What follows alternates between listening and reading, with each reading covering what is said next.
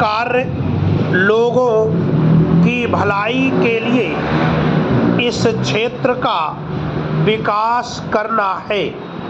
विकास का पहला सूत्र है समन्वित कार्यप्रणाली। मुझे कोई संदेह नहीं कि ऐसी कार्यप्रणाली से यहाँ की विभिन्न इकाइयों को लाभ पहुँचेगा।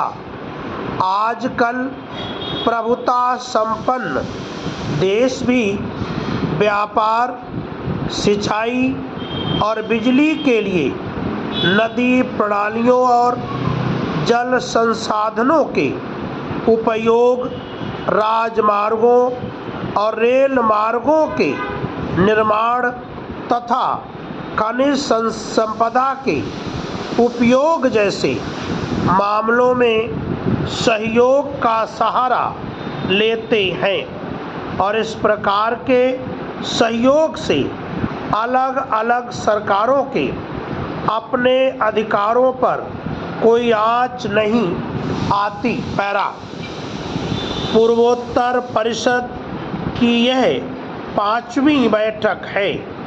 इस अवसर का लाभ उठाते हुए मैं परिषद के विचाराधीन विषयों और कार्य प्रणाली के बारे में कुछ और गलतफहमियां दूर करना चाहूँगी।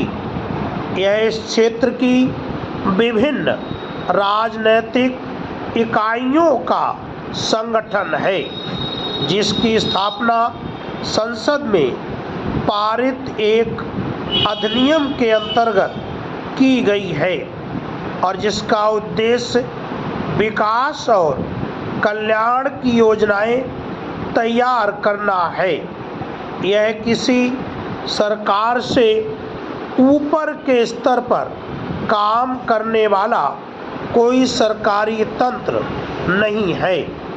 इससे राज्यों या केंद्र शासित प्रदेशों के अधिकारों में किसी भी रूप में कोई कमी नहीं होती। एक सलाह देने वाला संगठन है, देखरेख रखने वाला नहीं। इससे इसके सदस्य राज्यों और प्रदेशों के केंद्र के साथ संबंधों में भी परिवर्तन नहीं होता। केंद्र सरकार इसका उपयोग इस क्षेत्र के विभिन्न प्रशासनों के अधिकारों या कार्यप्रणाली में दखल देने के लिए नहीं करेगी।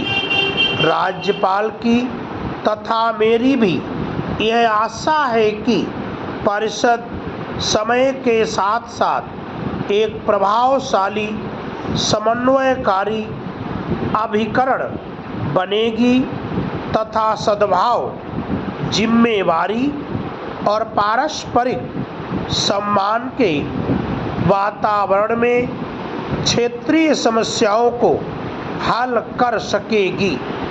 मैं चाहूँगी कि परिषद ऐसी परियोजनाएं तैयार करे जिनका लाभ एक से ज़्यादा इकाइयों को मिले और जिन्हें वर्तमान पंचवर्षीय योजना के शेष समय में पूरा या कम से कम आरंभ किया जा सके। ऐसे अनेक कार्य क्षेत्र हैं जैसे परिवहन और संचार, बिजली, बाजार बिक्री, संस्थागत वित्त प्रशिक्षण, उद्योगों के लिए व्यावहारिकता, रिपोर्टें तैयार करना आदि, जिनके संदर्भ में क्षेत्रीय दृष्टिकोण बहुत अधिक लाभदायक सिद्ध होगा।